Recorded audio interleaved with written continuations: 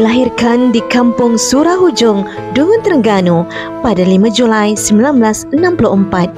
Merupakan anak ketiga daripada 4 orang adik-beradik kepada pasangan Uthman bin Taib dan Hindun binti Sulung, serta telah dididik dengan penuh ilmu dan kasih sayang.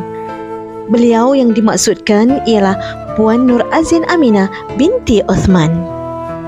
Pendidikan sekolah rendah beliau bermula di SK Surah Dungun pada tahun 1971, kemudian beliau mengorak langkah ke peringkat menengah di Sekolah Menengah Agama Sultan Ismail Dungun pada 1977 hingga 1981. Berbekalkan keputusan yang cemerlang dan mempunyai minat yang mendalam dengan dunia pendidikan, beliau telah menerima tawaran untuk menyambung pengajian di Maktab Perguruan Islam Kuala Lumpur pada tahun 1984 hingga 1986. Usai pengajian di maktab, Cikgu Nur Azian Aminah telah ditempatkan untuk berkhidmat di SK Kampung Nyor, Paka, Dungun, Terengganu pada 1987 dan berkhidmat selama 5 tahun di sekolah itu sebelum bertukar ke SK Pulau Rusa, Kuala Terengganu pada tahun 1991. Adat sebagai penjawat awam yang perlu akur pada arahan pertukaran, Cikgu Azian Aminah telah melalui beberapa fasa pertukaran ke beberapa buah sekolah sebelum dinaikkan pangkat. Antara sekolah yang pernah Cikgu Azian berkhidmat adalah di SK Seberang Takir pada 1995, kemudian ke SK Tuk Jiring pada 1997 dan ke SK Bukit Nanas pada 2010. Pada tahun 2011, Cikgu Azian telah menamatkan pengajian dalam bidang ijazah sarjana muda di Open University Malaysia berkat kesungguhan bekerja sambil belajar sebelum dinaikkan pangkat sebagai guru penolong kanan co-curriculum di SK Bukit Wan pada 2012.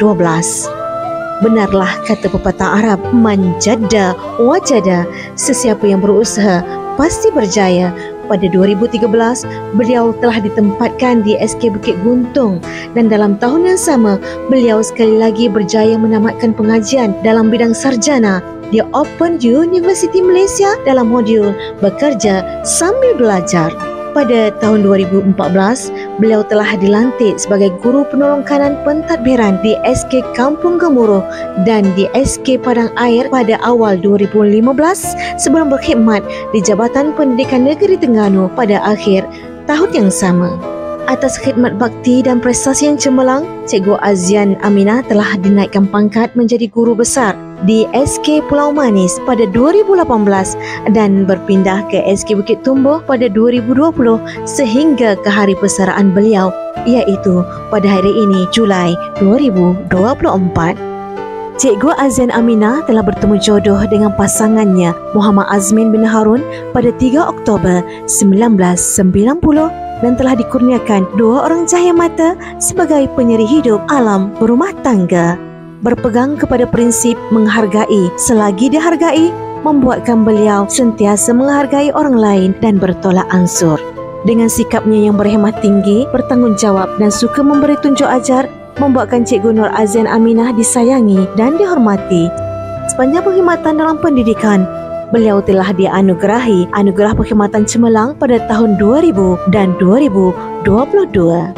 Cikgu Nur Azian, bila memandang ke muka laut, nampak sampan mudik ke hulu, hati terkenang, mulut menyebut, budi yang baik diingat selalu. Budimu disanjung, jasamu dikenang. Semoga Allah membalasnya dengan kebaikan yang banyak. Jazakillahu khairan katsira.